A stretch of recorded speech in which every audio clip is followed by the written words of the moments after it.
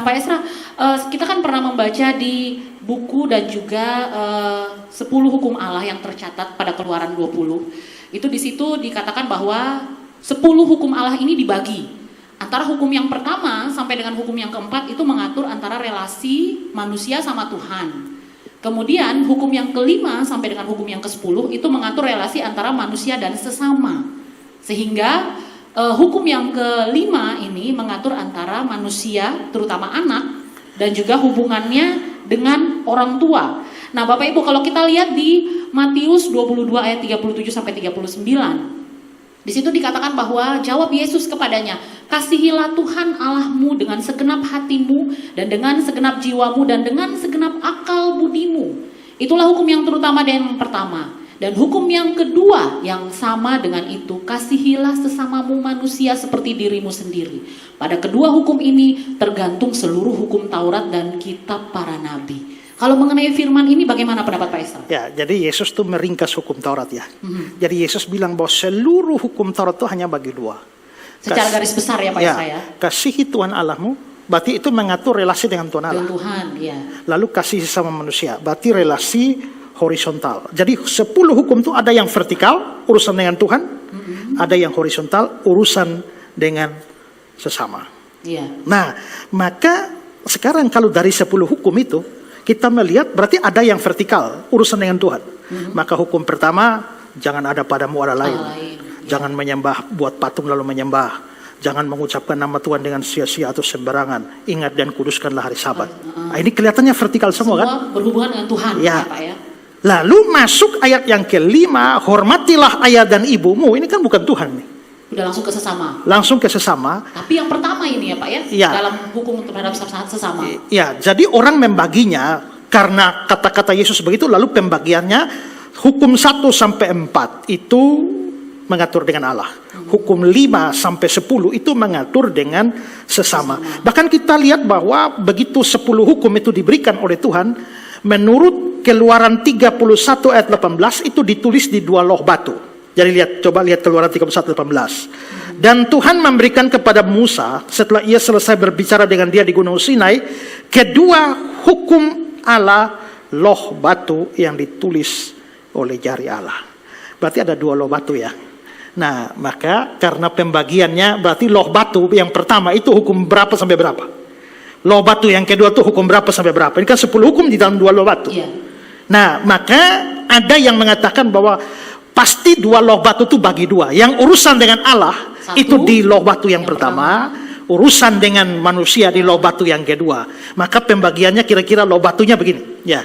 Jadi hukum 1 di loh batu, hukum 1 sampai 4. Di loh batu yang kedua, hukum 5 sampai 10. Masalahnya begini. Memang masalahnya adalah orang Yahudi waktu membagi tidak begitu. Orang Yahudi itu membagi yang untuk Allah itu 1 sampai 5. Yang untuk sesama itu 6 sampai 10. Itu pembagian orang Yahudi begitu. Jadi kira-kira dalam pembagian orang Yahudi seperti loh batu begini, itu 5-5. 1 sampai 5 itu untuk Allah. Vertikal. 6 sampai 10 itu untuk manusia, horizontal. Pembagian orang Yahudi begitu. Tapi bagaimana masuk akal Pak Esra? Sedangkan kalau tadi kan kita dengar 1 sampai 4 itu kan mengatur loh batu yang pertama itu mengatur hubungan antara manusia dengan Tuhan. Orang Israel mengaturnya dalam loh batu yang pertama, menafsirkannya loh batu yang pertama itu 1 sampai 5 berhubungan dengan Tuhan. Sedangkan antara anak dan orang tua itu ada di loh batu pertama ya Pak Esra. Menurut pembagian orang Yahudi. Ya. Ada di loh batu yang pertama. Sedangkan yang pertama itu mengatur hubungan manusia dengan Tuhan. Nah, ini kan anak sama orang tua bagaimana ceritanya sampai bisa begitu Pak Esra? Mereka menafsirkannya. Karena begini, menurut pikiran orang Yahudi, kan hukum 1 sampai 4 itu kan untuk Allah kan, itu sudah pasti kan? Iya. 6 sampai 10 itu untuk sesama. Tapi 5 ini kan untuk orang tua. Nah, orang tua itu dianggap sebagai wakil dari Allah di bumi. Oke. Itu pemikiran mereka. Iya. Kenapa? Karena gini loh. Orang harus punya tanggung jawab kepada Allah. 1, 2, 3, 4. Orang harus punya tanggung jawab kepada sesama. 6, 7, 8, 9, 10. Tapi siapakah pihak yang bisa mengatur orang supaya dia bisa melakukan kewajibannya kepada Allah dan kewajibannya kepada sesama? Misalnya Ibu Maris, kita mau bicara soal anaknya Ibu Maris. Iya. Anaknya Ibu Maris harus tunduk kepada Allah, hormat Allah. Betul. Tanggung jawab. Tapi anaknya Ibu Maris juga harus bertanggung jawab kepada sesama. Kewajiban pada sesama ada. Siapa orang yang bertanggung jawab untuk membuat anak itu bisa ke Allah, bisa ke sesama? Orang tua. Orang tua. Maka orang tua itu ada di tengah-tengah. Orang tua itu punya tanggung jawab untuk mengajar anak itu taat kepada Tuhan, kewajiban pada Tuhan, pada sesama. Maka orang tua itu dilihat sebagai wakil Allah yang ada di bumi. Ya. Okay. Orang tua punya tanggung jawab untuk mendidik anak sedemikian rupa supaya mereka taat kepada hukum. Ya, kita lihat Ulangan pasal 6 ayat 6-7. Apa yang kuperintahkan padamu hari ini haruslah engkau perhatikan. Haruslah engkau mengajarkannya berulang-ulang kepada anak-anakmu. Berarti firman ini untuk orang tua. Mengajarnya berulang-ulang kepada anakmu, membicarakannya apabila engkau duduk di rumahmu, apabila engkau sedang dalam perjalanan, apabila engkau berbaring, apabila engkau bangun. Berarti tugas orang tua itu setiap hari, every day, ajar. Ya. Lihat Mazmur pasal 78. Telah ditetapkannya peringatan di Yakub dan hukum Taurat diberinya di Israel. Nenek moyang kita diperintahkannya untuk memperkenalkannya kepada anak-anak mereka. Ini tanggung jawab orang tua. Supaya dikenal oleh angkatan yang kemudian. Supaya anak-anak yang akan lahir kelak bangun dan menceritakan kepada anak-anak mereka. Supaya mereka menaruh kepercayaan kepada Allah dan tidak melupakan perbuatan-perbuatan Allah, tetapi memegang perintah-perintahnya. Ya. Karena itu kita bisa lihat bahwa ini tanggung jawab orang tua. Maka orang tua wakil Allah, maka bukan hanya pembagian orang Israel seperti itu. Tapi sepertinya Tuhan sendiri memang melihat bahwa hukum kelima itu ada di dalam relasi dengan dirinya dan bukan dengan sesama. Karena nanti kita melihat, sekarang coba kita perhatikan Imamat 19. Ayat 1-3. Tuhan berfirman kepada Musa. Berbicaralah dengan segenap jemaat Israel. Katakanlah pada mereka, kuduslah kamu, sebab aku, Tuhan, adalah kudus. Terus ayat 3, setiap orang di antara kamu harus menyegani. Terjemahan lama bilang harus memberi hormat ibunya dan ayahnya, dan memelihara hari-hari sabatku. Akulah Tuhan Allahmu. Saudara perhatikan ayat 2 tadi, yang warna merah. Kuduslah kamu, sebab aku Tuhan Allahmu kudus. Itu kan urusan dengan Tuhan.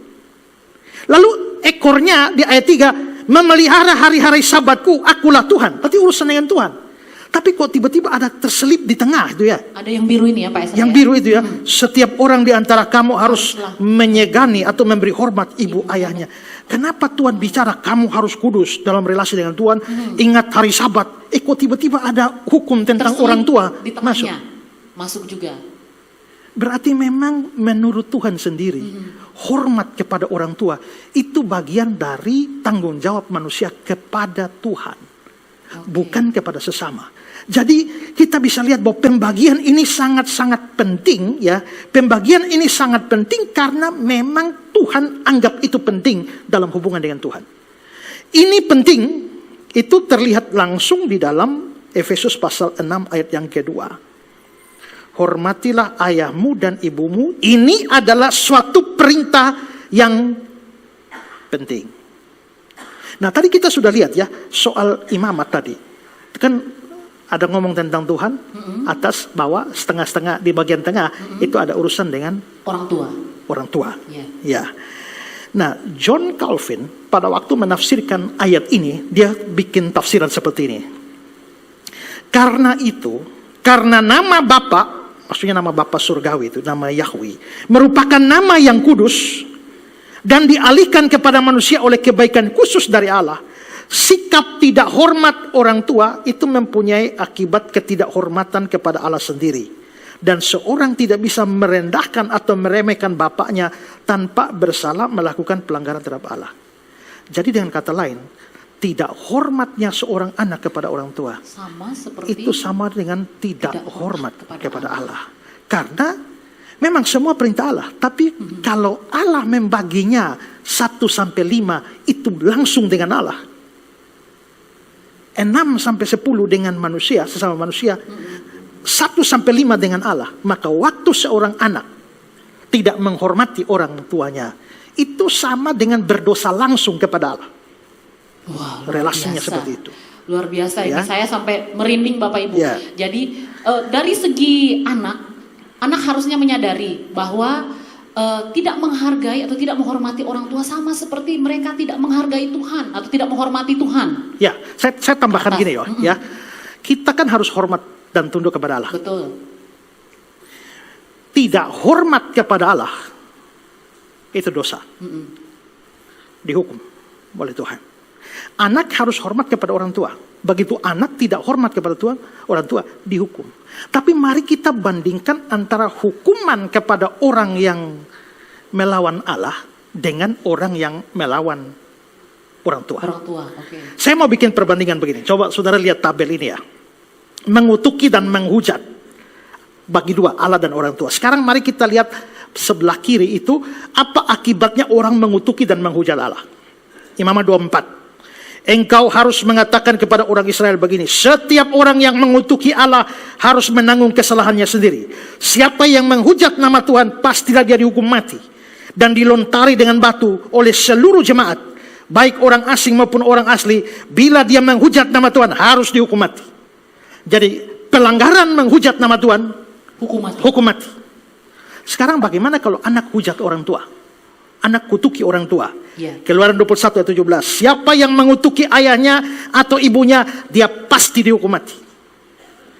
Imamat 20 ayat 9. Apabila ada seorang anak mengutuki ayahnya, ibunya, pasti dia dihukum mati. Jadi hukumannya sama ya? Sama. Terhadap Allah, Di terhadap dalam orang tua. hukum-hukum yang lain, hukum 6 sampai 10 kadang-kadang orang misalnya mencuri, itu tidak dihukum mati. Mencuri itu dihukum dengan denda. Ya. Nah, tapi pelanggaran terhadap hukum Allah langsung berkaitan dengan Allah. Jangan ada padamu Allah lain. Lu berani menyembah Tuhan Allah, hukum mati. Menyembah Allah lain, hukum mati. Jangan membuat bagimu patung untuk disembah. Begitu lu sembah patung, hukum mati. Jangan menyebut nama Tuhan dengan sembarangan. Sebut nama Tuhan dengan sembarangan, hukum mati. Ingatlah dan kuduskanlah hari Sabat. Melanggar hukum Sabat, hukum mati. Dan yang kelima, tidak hormat orang tua, hukum mati. Berarti tidak hormatnya seorang anak kepada orang tua itu dianggap sama dengan tidak hormat kepada Tuhan, makanya hukumannya sama. Baik. Ya, hukumannya sama. Sedangkan mencuri hukumannya denda. Masih denda. Berarti sekarang saudara pikir, kalau anak saudara mencuri dengan anak saudara tidak hormat orang tua, bagi saudara lebih jahat mana? Lu bikin malu orang saja pergi mencuri. Tapi anak tidak hormat kepada orang tua tidak rasa malu. Padahal tidak hormat pada orang tua itu dosanya lebih besar daripada anak pergi mencuri. Karena mencuri hanya denda, tidak hormat hukum mati. Ya, maka di sini dari kita lihat dari hukuman yang diberikan kepada seorang anak yang mengutuki orang tuanya, itu menunjukkan bahwa hukum ini setara dengan hukum kepada Allah. Ya. Berarti ini memang benar-benar serius sekali ya Pak Esra. Serius. Sampai dibahas di dalam satu loh batu yang khusus mengatur antara manusia sama Tuhan. Ya. Seserius itu. Jadi bukan hanya sekedar orang Yahudi yang bagi begitu, tapi dari ayat yang kita lihat dan dari penjelasan ini memang Tuhan menganggap maksudnya seperti itu ya. Ya.